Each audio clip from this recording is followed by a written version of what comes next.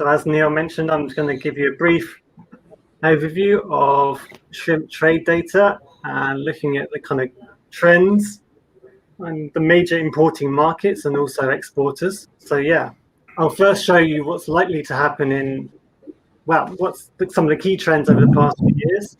And then I'll show you what's likely to happen in major importing markets from this summer onwards, based on monthly import trends. So first of all, let's look at the global imports over the past decade or so. So as we can see from the trade data, global imports have risen significantly over the past 10 years or so, up an estimated 1.1 million metric tons since 2012, or 50%, to 3.15 million metric tons in 2019. Last year, there was a contraction of about 3% due to the pandemic, the first contraction since the 2008 and 2009 financial crisis. But it was a slight contraction, much less than what perhaps people were anticipating at the start of the pandemic. So what has driven this really huge increase in imports? Well, we think largely China. We estimate it accounted for 70 to 75% of the global shrimp import growth over the period. So its imports soared from 48,000 tons in 2012 to an estimated 800,000 tons last year, in 2019. Last year, there was quite a big drop, but we'll go into that later. There was also, over the past 10 years, increases in imports in the US and EU. And overall, those major markets, US, EU, China, and Japan, accounted for about 77% of global shrimp imports by volume, and by value, about 80%. So really, we are looking at these major markets in terms of what's going to be happening, what's going to be driving imports and trends over the next year, summer and autumn.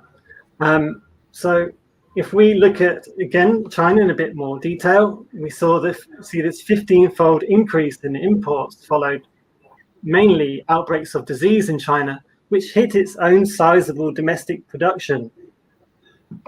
Also, the increase was down to China's growing middle classes.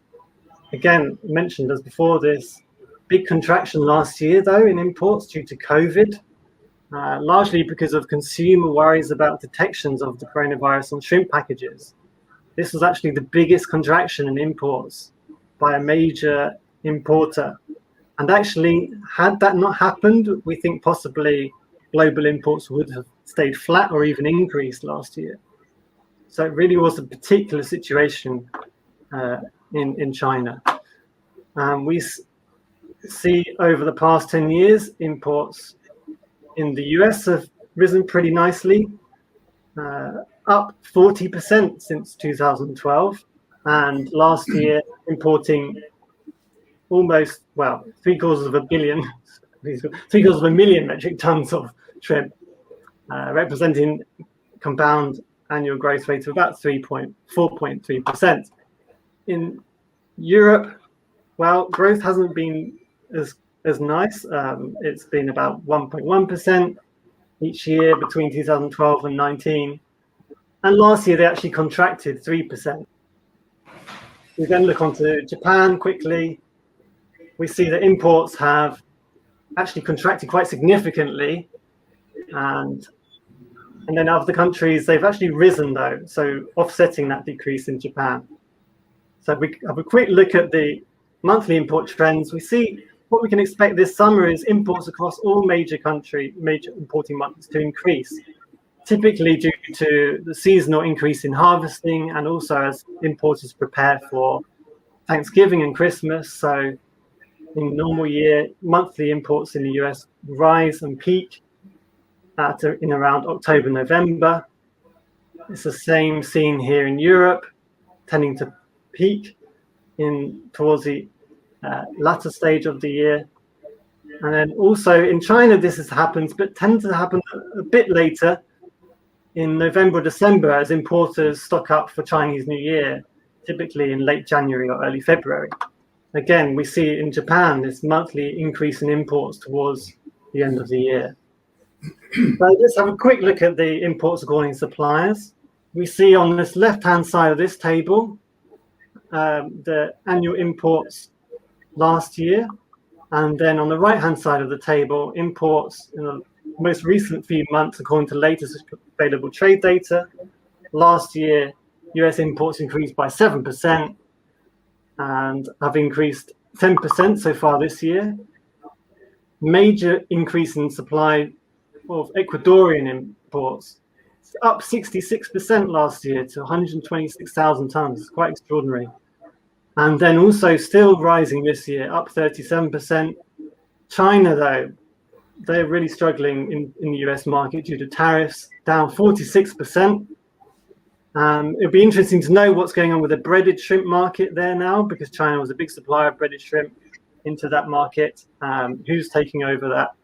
Perhaps one for the panel to discuss. And China imports down 16% last year due to the above mentioned COVID scares.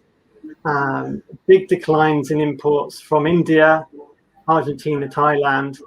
But actually, imports from Ecuador are only down 1% overall. Although now currently down 6% in the past few months. As you can see here, pointing those out.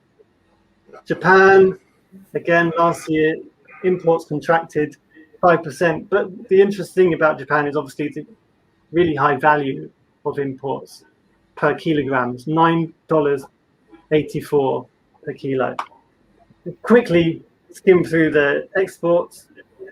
As you can see, Indian exports contracted 14% last year to around 575,000 tons. And then if we look at exports, in the most recent few months, still down about 5%. Contrast is with Ecuador. It grew its exports last year despite the pandemic and despite all the issues in Ecuador at the early stage of the pandemic, and up 7%.